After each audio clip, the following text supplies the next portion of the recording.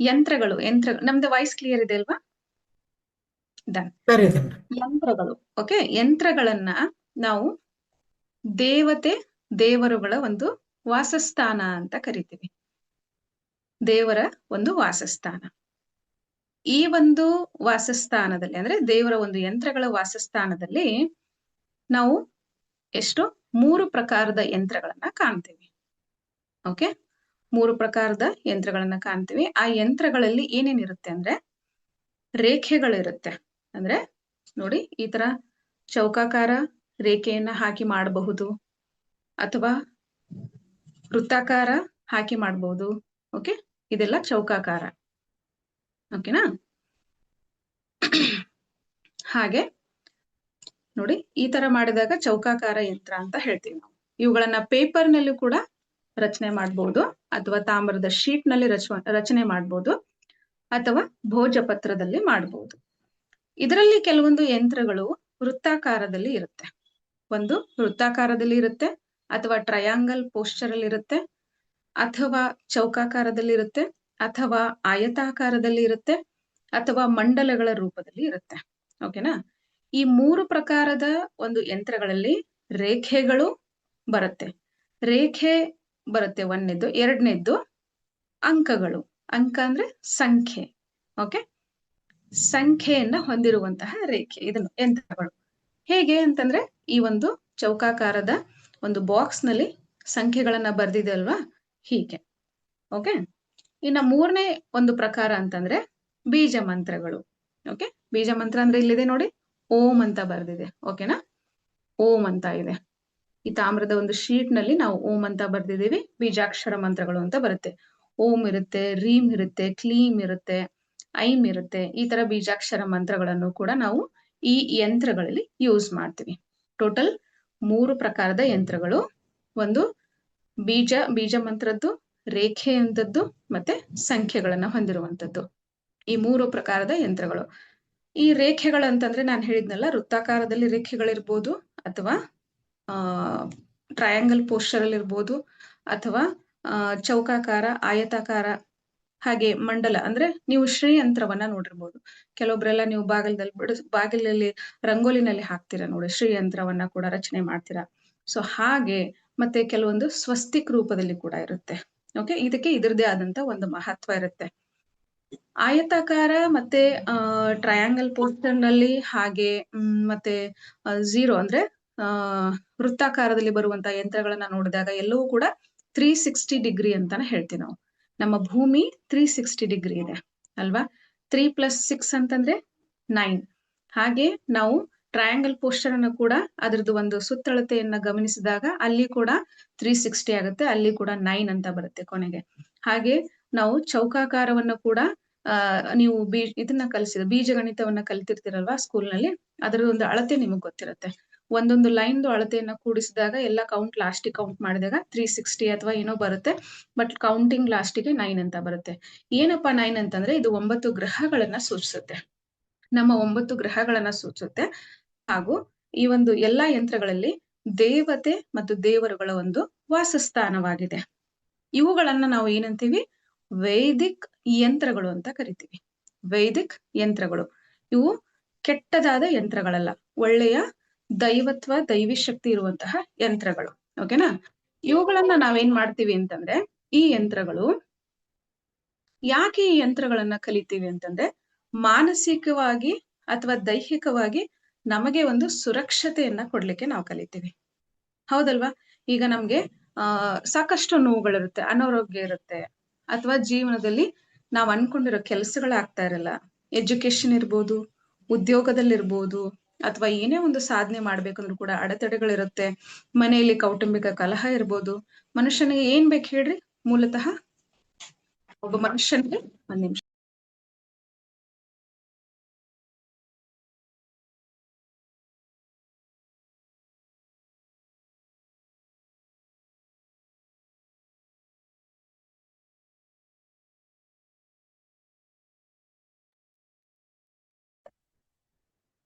Okay, ಒಬ್ಬ ವ್ಯಕ್ತಿಗೆ ಕುಟುಂಬ ಚೆನ್ನಾಗಿರ್ಬೇಕು ಅಲ್ವಾ? ಹಾಗೆ ಅವನ ಸ್ಯಾಲ್ರಿ ಚೆನ್ನಾಗಿರ್ಬೇಕು, ಅವ್ರು ಅನ್ಕೊಂಡಿರೋ ಜೀವನ ಚೆನ್ನಾಗಿ ನಡೀತಾ ಇರ್ಬೇಕು. ಹಾಗೆ ಆರೋಗ್ಯ ಕೂಡ ತುಂಬಾ ಚೆನ್ನಾಗಿರ್ಬೇಕು. ಆರೋಗ್ಯ ಚೆನ್ನಾಗಿದ್ರೆ ಕೂಡ ಕುಟುಂಬದಲ್ಲಿ ಎಲ್ಲರೂ ಕೂಡ ಚೆನ್ನಾಗಿ ನಗ್ನಗ್ತಾ ಇರ್ತೀವಿ. ಬರೀ ಆರೋಗ್ಯ ಚೆನ್ನಾಗಿದ್ರೆ ಸಾಕಾ? ಫೈನಾನ್ಸ್ ಇರ್ಬೇಕು. ಫೈನಾನ್ಸ್ ಬೇಕಂದ್ರೆ ಜಾಬ್ ಬೇಕು. ಸೊ ಎಲ್ಲವೂ ಕೂಡ ಇಂಟರ್ಲಿಂಕ್ ಕನೆಕ್ಟೆಡ್ ಇರುತ್ತೆ. ಎಲ್ಲಾ ಚೆನ್ನಾಗಿದ್ದಾಗ ಮಾತ್ರ ನಮ್ ಜೀವನ ತುಂಬಾ ಸುಂದರವಾಗಿರುತ್ತೆ. ನಾವು ಅನ್ಕೊಂಡಿರೋದನ್ನ ನಾವು ಸಾಧನೆ ಮಾಡ್ಬೋದು. ಇದರಲ್ಲಿ ಯಾವುದೇ ಒಂದು ನಮಗೆ ಸಿಗ್ಲಿಲ್ಲ ಅಂತಂದ್ರೆ, ಈಗ ನಾನು ಕೋಟ್ಯಾಧಿಪತಿ ಇದೀನಪ್ಪಾ ಅಂತಂದ್ರೆ ನನಗೆ ಫ್ಯಾಮಿಲಿನ ಇಲ್ಲ ಅಂತಂದ್ರೆ ಇನ್ಕಂಪ್ಲೀಟ್ ಆಗುತ್ತೆ. ನಂಗೆ ಫ್ಯಾಮಿಲಿ ಫುಲ್ ಇದೆ ಬಟ್ ದುಡ್ಡೇ ಇಲ್ಲ ಅಂತಂದ್ರೆ ಅದು ಇನ್ಕಂಪ್ಲೀಟ್ ಆಗುತ್ತೆ. ಫ್ಯಾಮಿಲಿನೂ ಇದೆ, ಎಲ್ಲ ಇದೆ, ಬಟ್ ಜಾಬ್ ಇಲ್ಲ ಅಂತಂದ್ರೆ ಅದು ಕೂಡ ಇನ್ಕಂಪ್ಲೀಟ್ ಆಗುತ್ತೆ. ಹಾಗೆ ನೆಮ್ಮದಿ ಕೂಡ ತುಂಬಾ ಮುಖ್ಯ. ಎಲ್ಲಾನು ಇರುತ್ತೆ ಬಟ್ ನೆಮ್ಮದಿ ಅದು ಕೂಡ ಇರೋದಿಲ್ಲ ಕೆಲವೊಬ್ಬರಿಗೆ. ಸೊ ಹಾಗಾಗಿ ಈ ಯಂತ್ರಗಳು ನಿಮಗೆ ಒಂದು ಮೆಂಟಲಿ ಮತ್ತೆ ಫಿಸಿಕಲಿ ಸಪೋರ್ಟ್ ಆಗುತ್ತೆ. ಇಲ್ಲಿ ಎಷ್ಟು ತರಹದ ಯಂತ್ರಗಳು ಬರುತ್ತೆ ಅಂದ್ರೆ ಸಾಕಷ್ಟು ವೈದಿಕ ಯಂತ್ರಗಳು ಬರುತ್ತೆ. ಯಾವ್ಯಾವುದು ಅಂತಂದ್ರೆ ಆರೋಗ್ಯಕ್ಕೆ ಸಂಬಂಧಪಟ್ಟಿದ್ದಲ್ಲಿ ಸರ್ವರೋಗ ನಿವಾರಣಾ ಇದೆ, ಜ್ವರ ನಿವಾರಕ, ತುಂಬಾ ವರ್ಷದಿಂದ ಅಥವಾ ಪದೇ ಪದೇ ಜ್ವರದಿಂದ ಬಳಲ್ತಾ ಇರೋರಿಗೆ ಜ್ವರ ನಿವಾರಕ ಯಂತ್ರ ಇದೆ. ಇವನ್ ಡೆಂಗು ಫೀವರ್ಗೂ ಕೂಡ ಇದೆ, PCOD ಇದೆ, ಥೈರಾಯ್ಡ್ ಇದೆ. ಸೊ ಹೀಗೆ ಸಣ್ಣ ಪುಟ್ಟ ಎಲ್ಲ ರೋಗಗಳಿಗೂ ಕೂಡ ಡಯಾಬಿಟಿಕ್ ಯಂತ್ರ ಇದೆ. ಹೀಗೆ ಇನ್ನ ಮನೆಗೆ ಅಂತ ಸಂಬಂಧಪಟ್ಟ ಹಾಗೆ ಗಂಡ ಹೆಂಡತಿ ಚೆನ್ನಾಗಿರ್ಲಿಕ್ಕೆ ಗೌರಿಶಂಕರ ಯಂತ್ರ ಇದೆ, ವಿವಾಹ ಯಂತ್ರ ಇದೆ, ಮದುವೆ ಆಗಿ ಡಿವೋರ್ಸ್ ಆಗ್ತಾ ಇದ್ರೆ ಅಂದ್ರೆ ಅವ್ರನ್ನ ಕೂಡ್ಸೋದಕ್ಕೆ ಯಂತ್ರ ಇದೆ, ಅಥವಾ ಮತ್ತೆ ಬೇಗ ಮದ್ವೆ ಆಗ್ಬೇಕಂತಂದ್ರೆ ಅದಕ್ಕೊಂದು ಯಂತ್ರ ಇರುತ್ತೆ. ಕೌಟುಂಬಿಕ ಜೀವನ ಚೆನ್ನಾಗಿರ್ಬೇಕಂದ್ರೆ ಯಂತ್ರ ಇದೆ, ಮಕ್ಕಳು ಆಗೋದಕ್ಕೆ ಯಂತ್ರಗಳಿದೆ. ಹಾಗೆ ಈ ತರ ಮತ್ತೆ ಜಾಬ್ ಸಿಗೋದಕ್ಕೆ, ನಮ್ಮ ಒಂದು ಜೀವನದಲ್ಲಿ ಉನ್ನತಿ ಆಗೋದಕ್ಕೆ, ಈ ತರ ಎಲ್ಲದರಲ್ಲೂ ಕೂಡ ಯಂತ್ರಗಳು ಬರುತ್ತೆ. ಓಕೆನಾ? ಇಷ್ಟು ಬೇಸಿಕ್ಸ್. ಹಾಗೆ ಈ ಒಂದು ಯಂತ್ರಗಳಲ್ಲಿ ಇಷ್ಟೆಲ್ಲ ತಿಳ್ಕೊಂಡ್ಮೇಲೆ ನೀವು ಏನೇನನ್ನ ಹಾಕೊಳ್ಬೇಕು. ಹೌದು, ಮನೆ ಕಟ್ಟೋಕೆ ಇದೆ, ಮನೆ ಕಟ್ಟೋದಕ್ಕೆ ಡ್ರೀಮ್ ಹೋಮ್ಗೆ ಇದೆ. ಹಾಗೆ ನಾನು ಒಂದ್ ಯಂತ್ರವನ್ನ ನಿಮ್ಗೆ ಕೊಡ್ತೀನಿ ಅಂತಂದ್ರೆ ಯಂತ್ರ ಜೊತೆಗೆ ನಿಮ್ಗೆ ಎನರ್ಜಿ ಸರ್ಕಲ್ಸ್ ಕೊಡ್ತೀನಿ, ಅದ್ರ ಜೊತೆಗೆ ಹೀಲಿಂಗ್ ಕೋಡ್ಸ್ ಕೊಡ್ತೀನಿ. ಇದೆಲ್ಲ ಒಟ್ಟಿಗೆ ಸೇರಿಸಿ ನಿಮ್ಗೆ ವರ್ಕ್ ಆಗುತ್ತೆ. ಓಕೆನಾ? ಸಮ್ ಟೈಮ್ಸ್ ನಮ್ಗೆ ಏನು ವರ್ಕೇ ಆಗ್ತಾ ಇಲ್ಲ ಮೇಡಮ್ ಅಂತಂದ್ರೆ ನಿಮ್ಮಲ್ಲಿ ಎನರ್ಜಿ ಬ್ಲಾಕೇಜಸ್ ಇಲ್ಲಿರುತ್ತೆ. ಓಕೆನಾ? ನಂಬಿ ಬಿಡ್ಬೇಕು ಅಷ್ಟೇ. ಸುಮ್ನೆ ನಂಬ್ತಾ ಇರ್ಬೇಕು, ನಂಬಿ ಮಾಡ್ತಾ ಇರ್ಬೇಕು. ಕೆಟ್ಟದಂತೂ ನೀವು ಯಾರಿಗೂ ಮಾಡ್ತಾ ಇಲ್ಲ ಪಾಪ ಅಲ್ವಾ? ಈಗ ಒಂದು ಉದ್ಯೋಗ ಹುಡುಕ್ತಾ ಇದ್ರೆ ಅಂದ್ರೆ ಏನು ಕೆಟ್ಟದ್ದಲ್ಲ. ಬೇರೆಯವ್ರಿಗಂತೂ ನೀವು ಪ್ರಾಬ್ಲಮ್ ಕೊಡ್ತಾ ಇಲ್ಲ. ಮನೆ ಕಟ್ತಾ ಇದ್ರಿಂದ ಏನು ಪ್ರಾಬ್ಲಮ್ ಇಲ್ಲ, ಅದು ನಿಮ್ಗೋಸ್ಕರ ನೀವು ಮಾಡ್ತಾ ಇದ್ರ. ಯಾವಾಗ ನಾವು ನಮ್ಗೋಸ್ಕರ ಒಂದು ಯಂತ್ರವನ್ನ ಮಾಡ್ಕೊಳ್ತಾ ಇದೀವಿ ಅಂದ್ರೆ 100% ಅದು ಒಳ್ಳೇದಾಗುತ್ತೆ. ಹಾಗೆ ನೀವು ಒಳ್ಳೆ ಕರ್ಮಗಳನ್ನ ಕೂಡ ಮಾಡ್ಬೇಕು, ಕೆಲವೊಂದು ರೆಮಿಡೀಸ್ ಕೂಡ ಮಾಡ್ಬೇಕು, ಹಾಗೆ ಅದ್ರ ಸಪೋರ್ಟಿವ್ ಆಗಿ ಒಳ್ಳೊಳ್ಳೆ ಕೆಲಸಗಳನ್ನ ಮಾಡ್ಬೇಕು, ಎಲ್ಲರಿಗೂ ಕೂಡ ಒಳ್ಳೇದನ್ನ ಬಯಸ್ಬೇಕು. ಆಗ ನಿಮ್ಮ ಒಂದು ಎನರ್ಜಿ ಬ್ಲಾಕೇಜಸ್ ಓಪನ್ ಆಗಿ ನಿಮ್ಮ ಆರಾ ಕಂಪ್ಲೀಟ್ಲಿ ತುಂಬಾ ಚೆನ್ನಾಗಾಗಿ ನಿಮ್ಮ ಎಲ್ಲಾ ಒಂದು ಉದ್ದೇಶಗಳನ್ನ ನೀವು ರೀಚ್ ಆಗ್ತೀರಾ. ಹಾಗೆ ನೀವು ಕೇವಲ ಯಂತ್ರಗಳನ್ನ ಕಲಿತ ತಕ್ಷಣ ಬಿಟ್ಬಿಡೋದಲ್ಲ, ಅದನ್ನ ಪ್ರಾಕ್ಟೀಸ್ ಮಾಡಿ. ನಾನೀಗ ಯಾವ ದಿವಸ ಹೇಳಿರ್ತೇನೆ ಆ ದಿವಸ ನೀವು ಅದನ್ನ ರೆಡಿ ಮಾಡ್ಕೊಳ್ತೀರಾ. ರೆಡಿ ಮಾಡ್ಕೊಂಡು ಆಕ್ಟಿವೇಟ್ ಮಾಡ್ಕೊಳ್ಳೋದು ಒಂದ್ ದಿವಸ ಇರುತ್ತೆ. ಅಷ್ಟು ಮಾಡಿದ್ಮೇಲೆ ನೀವೇನ್ ಮಾಡ್ಬೇಕು, ಅರ್ನಿಂಗ್ ಕೂಡ ಶುರು ಮಾಡ್ಬೇಕು. ಯಾರಿಗೋ ಒಬ್ಬರಿಗೆ ನೀಡ್ ಇದ್ದವ್ರಿಗೆ ಮಾಡ್ಕೊಡಿ. ₹100, ₹200, ₹500 ಮಾಡ್ಕೊಡಿ. ಶುದ್ಧ ಮನಸ್ಸಿನಿಂದ ಕುತ್ಕೊಂಡು ಮಾಡಿದಾಗ ಅವ್ರಿಗೂ ಕೂಡ ಹೆಲ್ಪ್ ಆಗುತ್ತೆ ಅಲ್ವಾ? ಈ ಒಂದು ಯಂತ್ರಕ್ಕೆ ಬೇಕಾದಷ್ಟು ಸಾಕಷ್ಟು ದುಡ್ಡುಗಳನ್ನ ಎಲ್ರು ತಗೊಳ್ತಾ ಇರ್ತಾರೆ. ಆತರ ಮಾಡೋದ್ ಬೇಡ. ನಾವು ಎಲ್ರು ಸುಲಿಗೆ ಮಾಡ್ತಾ ಹೋಗ್ಬಿಟ್ರೆ ಬೇಜಾರಾಗ್ಬಿಡ್ತದೆ ಅವ್ರಿಗೆ ಪಾಪ ಅಲ್ವಾ? ಹಾಗಾಗಿ ತುಂಬಾ ಕಡಿಮೆ ಇದರಲ್ಲಿ ಮಾಡ್ಕೊಡಿ. ಆಯ್ತಾ? Okay, done. ಈಗ ಯಂತ್ರಗಳನ್ನ ಹೇಗೆ ಮಾಡ್ಬೇಕು ಅನ್ನೋದನ್ನ ಹೇಳ್ತಾ ಹೋಗ್ತೀನಿ. ಓಕೆನಾ? ಈ ತರಹ ನೀವು ತಾಮ್ರದ ಶೀಟ್ಸ್ ಅನ್ನ ತೆಗೆದುಕೊಳ್ಬಹುದು. ಇದು ನಿಮ್ಗೆ ಗಂದಿಗೆ ಅಂಗಡಿಯಲ್ಲಿ ಸಿಗುತ್ತೆ. ಓಕೆ, ಈ ತರ ಇದನ್ನ ನಾವು ತಾಮ್ರದ ಶೀಟ್ ಅಂತ ಕರಿತೀವಿ. ಇದನ್ನ ನೀವು 4 ಪೀಸ್ ಆಗಿ ಕಟ್ ಮಾಡ್ಕೋಬಹುದು. ಮಧ್ಯ ಕಟ್ ಮಾಡ್ಕೊಂಡು 4 ಪೀಸ್ ಆಗಿ ಕಟ್ ಮಾಡಿದ್ರೆ ಈ ಅಳತೆಯಲ್ಲಿ ಒಂದು ಯಂತ್ರ ಬರುತ್ತೆ. ಈ ತರ ನೀವು ಮಾಡ್ಕೊಳ್ಬಹುದು. ಅಥವಾ ಇಲ್ಲ ಮೇಡಮ್ ನಮ್ಮ ಹತ್ರ ಇದಿಲ್ಲ, ಅರ್ಜೆಂಟ್ ಇದೆ ನಮ್ಗೆ ಅಂತಂದ್ರೆ A4 ಶೀಟ್ ತೆಗೆದುಕೊಂಡು ಅದರಲ್ಲಿ ಈ ತರ ನೀವು ಮಾಡ್ಬಹುದು. ಇದ್ರಲ್ಲಾದ್ರೆ ನೀವು ಏನ್ ಮಾಡ್ಬೇಕು, ಈ ಪೆನ್ ಅನ್ನ ಬಳಸ್ಬೇಕು. ಪೆನ್ ಅಂತಂದ್ರೆ ನೀವು ಜಿಮ್ಮಿ ಇರುತ್ತಲ್ವಾ ನಿಮ್ಮ ಹತ್ರ, ಇದನ್ನ ಬೇಕಿದ್ರೆ ಬಳಸಿ ನೀವು ಮಾಡ್ಬೋದು. ಅದನ್ನ ಯಾವ ತರ 3-4 ಅಥವಾ 3-3 ಗ್ರಿಡ್ 3x3 ಗ್ರಿಡ್ ಇರುತ್ತೆ, ಅದನ್ನ ಬರೆದ್ಬಿಟ್ಟು ಮಧ್ಯ ಲೈನ್ ಅಲ್ಲಿ ಬರಿಬೇಕು. ಆ ಕಡೆ ಈ ಕಡೆ ಟಚ್ ಆಗದಾಗೆ ಬರೆದು ಲ್ಯಾಮಿನೇಷನ್ ಮಾಡಿಸ್ಕೋಬಹುದು. ಇಲ್ಲ ಮ್ಯಾಮ್ ಅದೆಲ್ಲ ತರ್ಲಿಕ್ಕೆ ನಂಗೆ ಟೈಮೇ ಇಲ್ಲ ಅಂತಂದ್ರೆ ನೀವು ಇಮಿಡಿಯೇಟ್ ಆಗಿ ಈ ಶೀಟ್ ಅಲ್ಲಿ ಮಾಡ್ಬೋದು. A4 ಶೀಟ್ ಅಲ್ಲಿ ಈ ತರ ನೀವು ರಚನೆ ಮಾಡ್ಕೊಂಡು ಈ ತರ ನೋಡಿ, colours red line green numbers ಅಥವಾ ರೆಡ್ ಲೈನ್ ರೆಡ್ ನಂಬರ್ಸೇ ಬರೆದ್ರು ಕೂಡ ಪರವಾಗಿಲ್ಲ, ಆದ್ರೆ ಗ್ರೀನ್ ಲೈನ್ ಹಾಕ್ಬೇಡಿ. ಓಕೆನಾ? ರೆಡ್ ಲೈನ್ ಗ್ರೀನ್ ನಂಬರ್ಸ್ ಅಥವಾ ರೆಡ್ ಲೈನ್ ರೆಡ್ ನಂಬರ್ಸ್ ಅನ್ನ ಯೂಸ್ ಮಾಡ್ಬೋದು. ಓಕೆನಾ? ಇಷ್ಟು ಮಾಡಿ ನೀವು ರೆಡಿ ಮಾಡ್ಕೊಳ್ಬಹುದು. ಒಂದ್ ನಿಮಿಷ.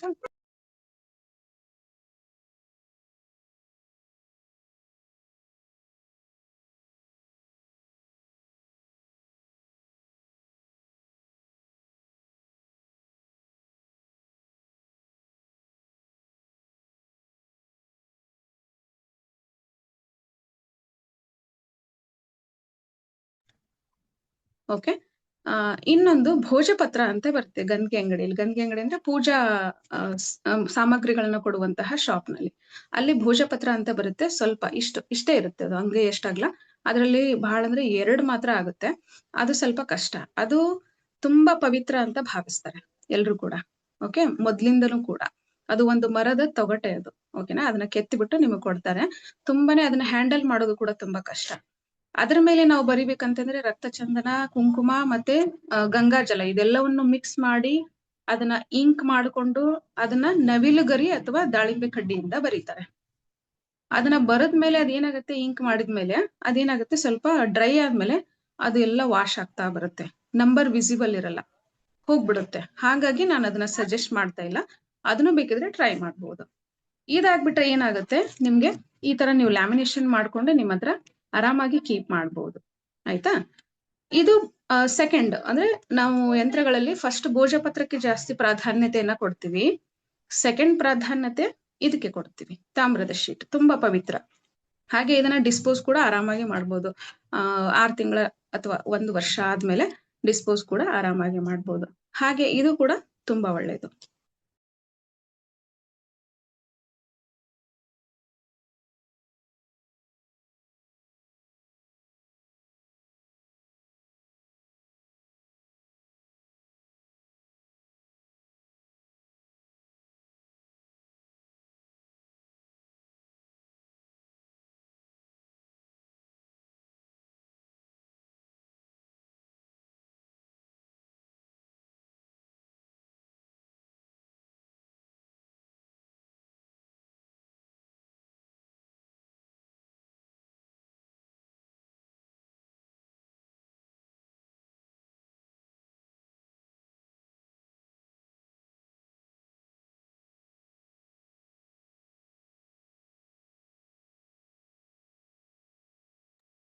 ಓಕೆ, ಚಿಕ್ಕ ಮಕ್ಳು ಇರ್ತಾರಲ್ವಾ? ಓಕೆ, ಈ ತರ ನೀವು ಮಾಡಿದಾಗ, ಈಗ A4 ಶೀಟ್ ಅಲ್ಲಿ ಮಾಡಿದಾಗ, ಒಂದ್ ಸೆಕೆಂಡ್.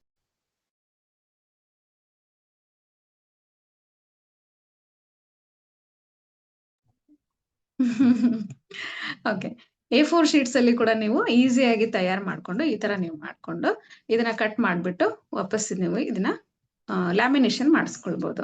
ಅಥವಾ ನೀವು ಯಾರಾದ್ರೂ ಕಂಪ್ಯೂಟರ್ ಸೆಂಟರ್ ಅಲ್ಲಿ ಇದನ್ನ ಅವ್ರಿಗೆ ಕೊಟ್ಬಿಟ್ಟು ಎಡಿಟ್ ಮಾಡಿ ಇದನ್ನ ನೀಟಾಗಿ ಈ ತರ ಮಾಡ್ಕೊಡಿ ಅಂತ ಹೇಳ್ಬೋದು. ಆಯ್ತಾ? ಇಲ್ಲಿ ಯಾಕೆ ಪ್ಲೇಸ್ ಬಿಟ್ಟಿದ್ದೀನಿ ಅಂತಂದ್ರೆ, ನೀವು ಅವ್ರ ಹೆಸರನ್ನ ಬರಿಬಹುದು. ಇಲ್ಲಿ ಪ್ಲೇಸ್ ಬಿಟ್ಟಿದ್ದೀನಿ, ಹೌದಾ? ಅವ್ರಿಗೆ ಬರ್ದಾಗ ನೀವು ಇಲ್ಲಿ ಹೆಸರನ್ನ ಹಾಕ್ಬೇಕು. Vijayalakshmi ma'am, thank you so much. ಏನ್ ಮಾಡ್ಬೇಕು ಅಲ್ವಾ? ಓಕೆ, ಈ ತರ ನೋಡಿ ಇದನ್ನ ನಮ್ಮವರೇ ಕಲ್ತವ್ರು ಮಾಡ್ಕೊಟ್ಟಿದ್ದಾರೆ. ಇಷ್ಟ ಚೆನ್ನಾಗಿ ಈ ತರ ಮಾಡಿ ಇದನ್ನ ನೀಟಾಗಿ ಮಾಡ್ಬಿಟ್ಟು ಮತ್ತೆ ಹಿಂಬದಿಗೆ ಅವ್ರ ಹೆಸರು ಮತ್ತೆ ಡೇಟ್ ಆಫ್ ಬರ್ತ್ ಅನ್ನ ಹಾಕಿ ಕೊಡ್ಬೋದು ಅಂತ ಹೇಳಿ ಈ ತರ ಮಾಡಿದ್ದಾರೆ.